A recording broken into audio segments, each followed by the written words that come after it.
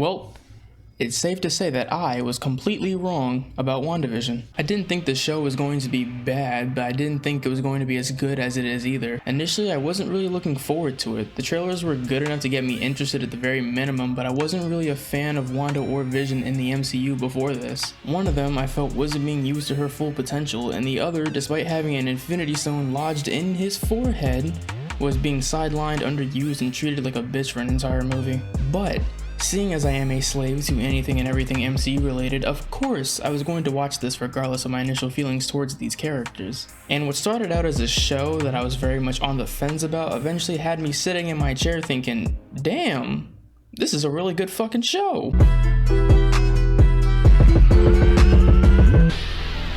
Now, I wasn't really a fan of the first 2 episodes. They weren't bad, they were just serviceable.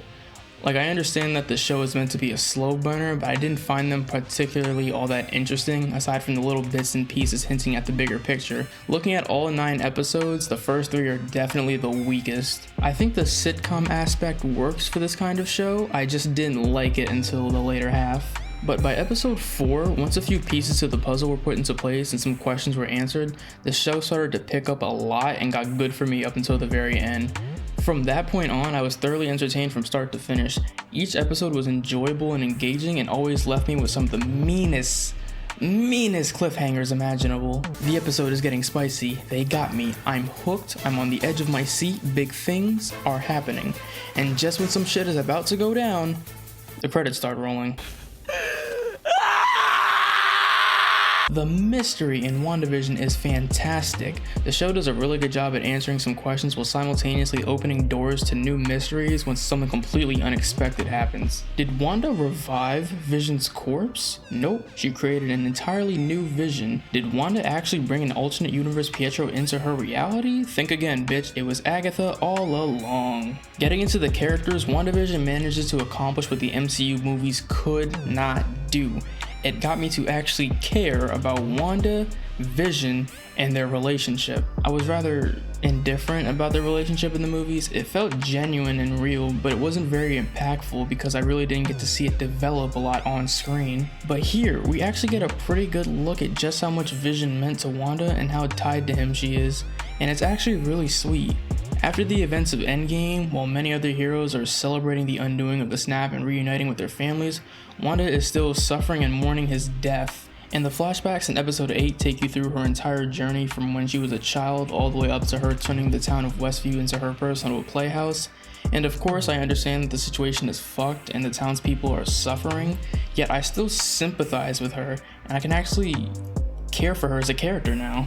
Wanda has great character development throughout the show as you watch her finally realize that she has to let go of this fake reality and accept the fact that Vision is dead, despite the fact that Sword brought him back to life, but she has no idea the fake Vision implants some memories into the real Vision and they'll probably meet up again in the future, but still. And while we're on the subject of Vision, it's just good to see him again. I really love Paul Bettany as Vision.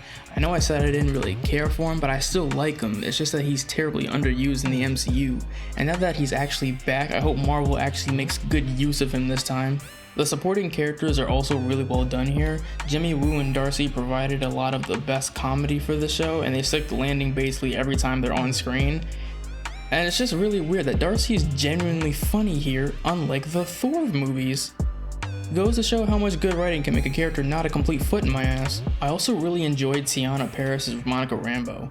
She returns from the snap to find out that her mother is dead, and when she's sent to Westview and eventually encounters Wanda, she's the only one there who can seriously relate to her as someone who's experienced serious loss. Also, the effects of Wanda's magic granted her superpowers, so it seems that she'll become the hero known as Spectrum in the comics, so I'm glad that we'll get to see more of her in the future.